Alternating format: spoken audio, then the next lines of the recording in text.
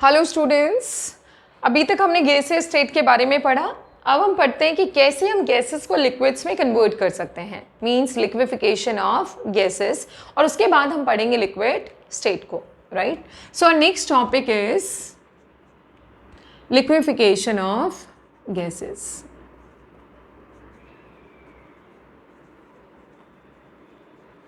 Liquefaction of gases मानी gases को liquid में कन्वर्ट करना। So to convert gas into liquid, this process is called liquefaction of gases. इसको हम समझते हैं एक बार होता क्या है। मान लीजिए कोई गैसियस मॉलिक्यूल्स है, कोई गैस है किसी कंटेनर में, ये मॉलिक्यूल्स है बेटा, ठीक है। हमें इसको कन्वर्ट करना है लिक्विड में। So this is the gaseous state and this one is for the same substance, this is the liquid state, right? So gas से लिक्विड में जाना कैसे पॉसिबल है? There are two ways, either by decreasing the temperature और by increasing the pressure, right. कैसे करेंगे? पहले ये समझो फिनोमिनन में क्या होता है। हमें पता है कि gaseous molecules they are in constant motion में है गैसियस मॉलिक्यूल्स। अब जैसे ये गैसियस मॉलिक्यूल्स क्या करेंगे कि अगर हम टेम्परेचर कम करते हैं, टेम्परेचर कम करने का मतलब हुआ कि इनके काइनेटिक एनर्जी कम हुई, काइनेटिक एनर्जी कम हुई तो इनका मोशन स्लो हुआ, मोशन स्लो हुआ तो ये पास आए तो इनके बीच का डिस्टेंस कम हुआ, या यूँ कह दो कि इनके बीच का अट्रैक्शन बढ़ गया है। भाई जब अपनी एनर्जी कम है तो इनका इंटरमॉलिक्यूलर फोर्सेस ऑफ अट्रैक्शन क्या हो गया है? ज़्यादा हो गया है। और जब इंटरमॉलिक्यूलर फोर्सेस ऑफ अट्रैक्शन ज़्यादा होगा तो वो स्टेट किस में चली जाएगी? उनके बीच का गैप कम होगा, गैप कम होगा तो वो लिक्विड स्टेट में, right. So this can be done by two ways, either by decreasing the temperature or by increasing pressure. दो तरीके से कर सकते हैं, right? So can be achieved by, first one is decreasing temperature, second one is increasing pressure. ठीक है, होगा क्या? As temperature decreases, जैसे सब कुछ सिक्वेंशियल होता है, समझो अच्छे से। जैसे जैसे टेम्परेचर कम हुआ, kinetic energy decreases, molecular motions जो हैं, जो मॉलिक्यूल्स का मोशन है बिकम स्लो, कम हो जाएगा, और इतना कम हो जाएगा कि वो inter particle forces of attraction को रेजिस्ट नहीं कर सकता। So unable to resist intermolecular forces of attraction, right? So come close, पास आएंगे, और पास आएंगे तो उनके बीच का जो डिस्टेंस होगा that would be less than 10 to the power -5 nanometre, उससे भी कम हो जाएगा। So that becomes less than 10 to the power -5 metre, उससे कम हो जाएगा। जब इससे कम हो जाएगा उनके बीच का डिस्टेंस, दैट मीन्स सेंटीमीटर। अगर इससे कम होगा तो इसका मतलब क्या हुआ कि the state goes to liquid state. यहाँ पे गैसेस पार्टिकल्स के बीच का जो डिस्टेंस है इंटरमॉलिक्यूल्स के बीच का, that is greater than 10 to the power -5 centimetre, and this distance is less than 10 to the power -5 centimetre approximately. तो जब वो इतने क्लोज आ जाएंगे तो गैस ऑटोमेटिकली किस में कन्वर्ट हो जाएगा बेटा? लिक्विड स्टेट में। इस पे एक एक्सपेरिमेंट किया थॉमस एंड्रयूज ने कार्बन डाइऑक्साइड के लिए, वो मैं आपसे डिस्कस करती हूँ। CO2 का आइसोथर्म का मतलब है कि by keeping temperature constant, right. तो वहाँ से उन्होंने थॉमस एंड्रयूज का जो एक्सपेरिमेंट है वहाँ पे उन्होंने क्रिटिकल टेम्परेचर इन सब का कॉन्सेप्ट भी दिया। तो next is liquefaction of CO2. So next one is liquefaction of CO2. This experiment was carried by Thomas Andrews. इन्होंने ये स्टडी किया था, राइट। इन्होंने एक्सपेरिमेंट स्टडी किया and he is drawn a plot between, किस किस के बीच में? प्लॉट बिटवीन, किसके लिए स्टडी किया था? For CO2 carbon dioxide gas का लिक्विफिकेशन स्टडी किया था। Plot drawn between pressure and volume at constant temperature. Temperature को इन्होंने क्या किया बेटा, कांस्टेंट रखा। प्रेशर और वॉल्यूम के बीच में इन्होंने क्या ड्रॉ किया, एक प्लॉट ड्रॉ किया है। ठीक है, कैसा रहा वो प्लॉट, मैं पहले आपसे डिस्कस करती हूँ। देखो, this axes was pressure and this axes was volume, pressure and volume. ठीक है, CO2 गैस के लिए ग्राफ स्टडी किया। क्या किया इन्होंने, अलग अलग टेम्परेचर पे प्रेशर वॉल्यूम का रिलेशन देखा। तो इन्होंने किया कि इन्होंने वॉल्यूम को इंक्रीज किया at a constant temperature 13.1 degree Celsius. इस टेम्परेचर पे इन्होंने प्रेशर को, मान लो ये टेम्परेचर तो कांस्टेंट है, CO2 गैस भर लिया कंटेनर में, 1 मोल ले लिया लेट्स से, तो 1 मोल के लिए इन्होंने धीरे धीरे प्रेशर को बढ़ाना शुरू किया। प्रेशर बढ़ रहा है तो वॉल्यूम क्या हो रहा है, कम हो रहा है। वॉल्यूम कम हुआ और एक पॉइंट के बाद ये वॉल्यूम डिक्रीज हुआ। ठीक है, एंड देन इट स्टार्ट, फिर उसके बाद प्रेशर वापस से क्या हुआ बेटा, बढ़ना शुरू हुआ। ये हुआ 13.1 डिग्री सेल्सियस पे। फिर उन्होंने एक ग्राफ स्टडी किया 25.5 डिग्री सेल्सियस पे, 21.5 डिग्री सेल्सियस पे। ग्राफ किस तरीके से था, इट वॉज लाइक दिस, यूं चला, कांस्टेंट हुआ और उसके बाद ये इस तरीके से बढ़ा। फिर इन्होंने ये ग्राफ और हाई टेम्परेचर पे फाइनली इन्होंने ड्रॉ किया 30.98 डिग्री सेल्सियस पे। 30.98 डिग्री सेल्सियस पे ग्राफ वेंट लाइक दिस। ठीक है, इन्होंने इन सारे पॉइंट्स को मिलाया,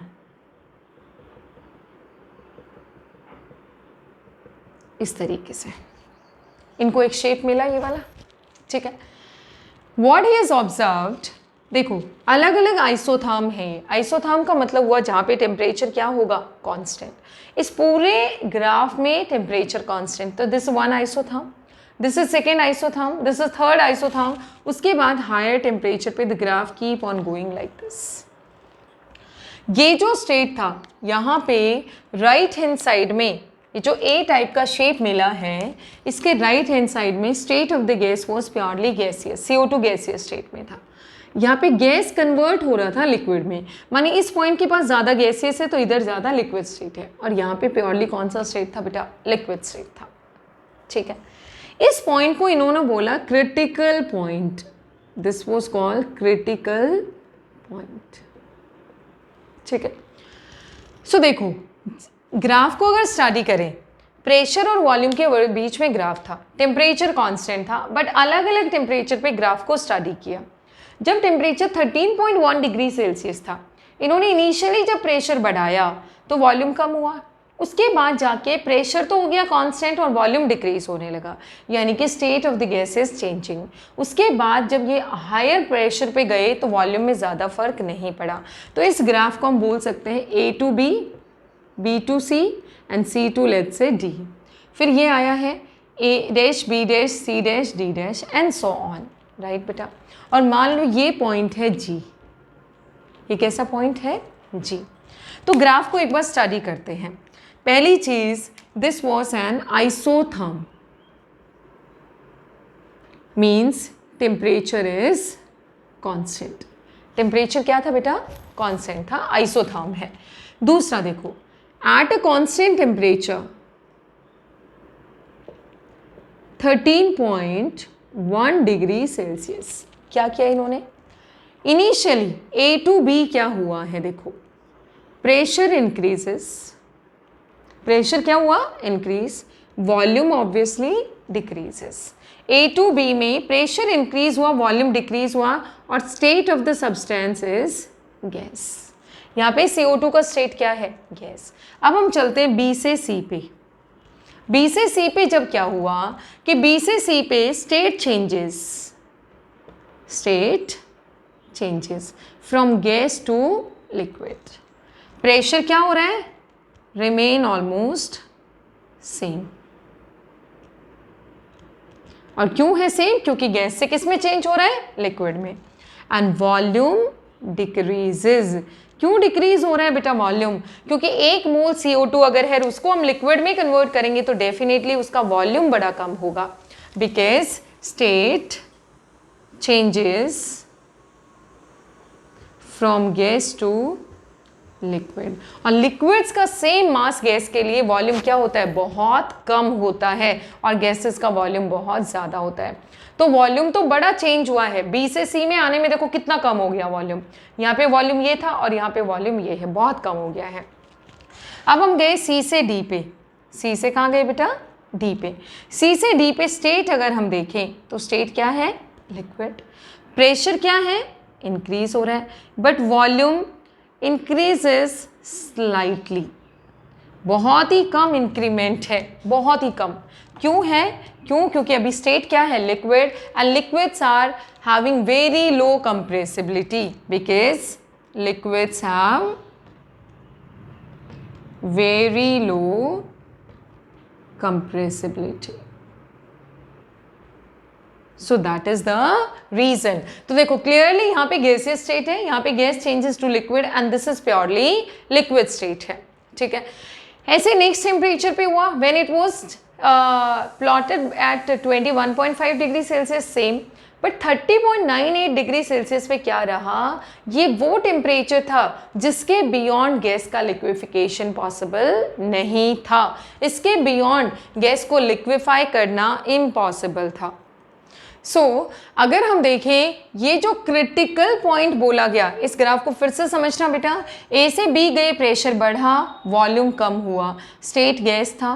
बी से सी गए तो state changes from gas to liquid, और लिक्विड्स का वॉल्यूम बड़ा कम होता है तो वॉल्यूम तो बड़ा डिक्रीज हुआ, प्रेशर में कोई चेंज नहीं आया। और जैसे हम सी से डी की तरफ गए, state has change to liquid state, and now because liquids are having very low compressibility, तो volume remain almost same and pressure increases, right. अब हम देखते हैं कि इस क्रिटिकल टेम्परेचर पे क्या हुआ, मानी पॉइंट जी पे क्या हुआ। यहाँ तक ये क्लियर हो गया है, इसको नोट कर लेना।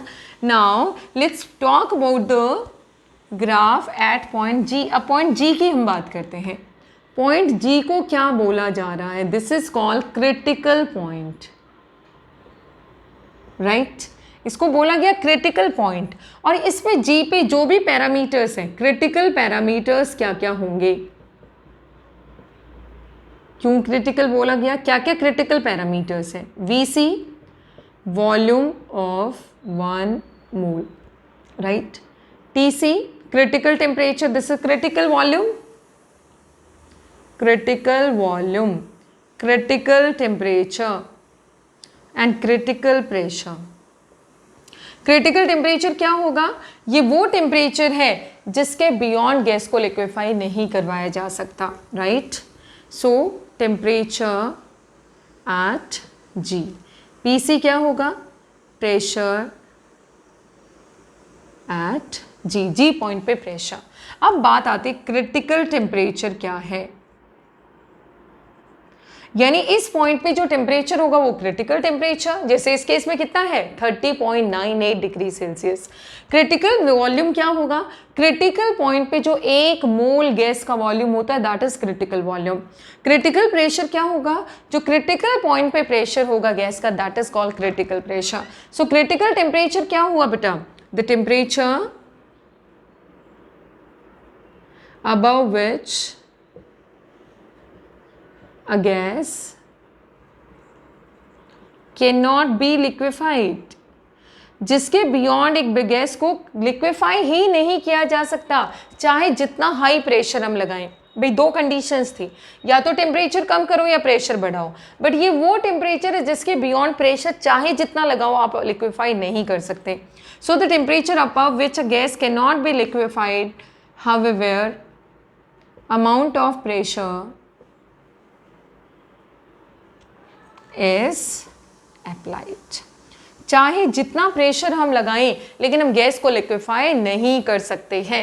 So that is called critical temperature, और जितना ज़्यादा क्रिटिकल टेम्परेचर होगा उतना हमारे लिए गैस को लिक्विफाई करना आसान होगा। सो फॉर CO2 के लिए TC कितना है बेटा 30.98 degree Celsius, and higher is the TC, easy to liquefy the gas.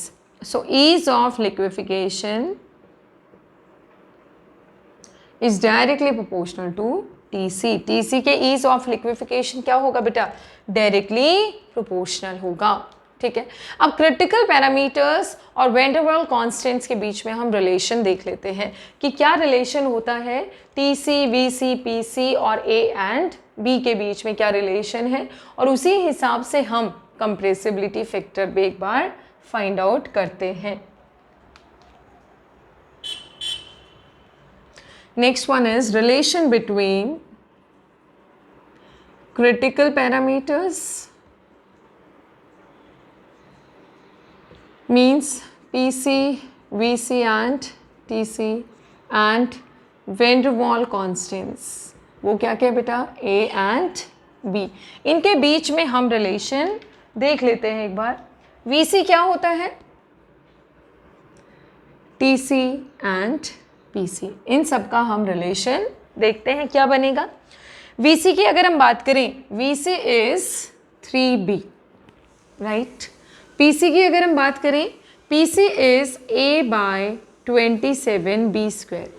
TC is 8A by 27RB. ये TC होता है. So VC is 3B, TC is 8A by 27RB and PC is A by 27B square. अब हम निकालते हैं compressibility factor. क्या आएगा? कंप्रेसिबिलिटी फैक्टर एट TC, और क्रिटिकल कंप्रेसिबिलिटी फैक्टर भी बोल सकते हैं. Z क्या होता है बेटा? PV by RT for 1 mole of the gas. तो यहाँ से हम लिख दें PC, VC, R, TC and this is ZC. सारे क्रिटिकल हो गए. PC क्या है बेटा? A by 27B square. VC क्या है? 3B. और TC R ये आई क्या है, और TC क्या है बेटा? 8A by 27RB. 27 से 27, B से एक B, दूसरे B से दूसरा B, R से R, A से A, बच क्या गया? 3/8, राइट. और इसको अगर हम कैलकुलेट करेंगे तो कितना आएगा? 0.375. सो दिस इज Z, यानी कि critical compressibility factor. So this is about liquefaction of gases. अब क्रिटिकल पॉइंट के कुछ इंपॉर्टेंट चीज़ें, कुछ इंपॉर्टेंट पॉइंट्स क्रिटिकल पॉइंट पे जो होते हैं. क्रिटिकल पॉइंट की बात करें तो at critical point density of liquid is equals to density of gas. ठीक है. क्रिटिकल पॉइंट के बिलो तो वो सब्सटेंस बोला जाएगा वेपर, और क्रिटिकल पॉइंट के अबव वो बोला जाएगा सुपर क्रिटिकल फ्लूइड. सो अगर हम देखें एट TC, राइट, और एट क्रिटिकल पॉइंट क्या होगा? Density of gas is equals to density of liquids. Generally liquids की डेंसिटी ज़्यादा होती है, बट TC पे सेम रहेगा. कोई फेज नहीं होगा जो इनको सेपरेट करेगा. दूसरा क्या होगा? Above TC, temperature greater than TC, the substance have, इसका जो फॉर्म होगा वो बोला जाएगा सुपर क्रिटिकल फ्लूइड. और temperature below TC, the substance will be called in vapour phase. Super critical fluids जो होते हैं ना, वो ऑर्गेनिक, बहुत सारे ऑर्गेनिक सब्सटेंसेस को अपने अंदर डिसॉल्व कर लेते हैं, right. So that's all about liquefaction of gases, and now will talk about liquid state.